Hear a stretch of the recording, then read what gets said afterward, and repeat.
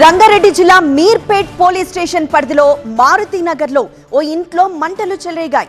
ఏసీలో short circuit కారణంగా ఈ ప్రమాదం జరిగినట్లు తెలుస్తోంది. ఇల్లు మొత్తం మంటలు వ్యాపించడంతో వస్తువులన్నీ కాలిపోయాయి. స్థానికులు ఫైర్ స్టేషన్ కు సమాచారం అందించడంతో హుటాహుటిన స్పాట్ కి చేరుకున్న సిబ్బంది మంటలను అదుపులోకి తీసుకొచ్చారు.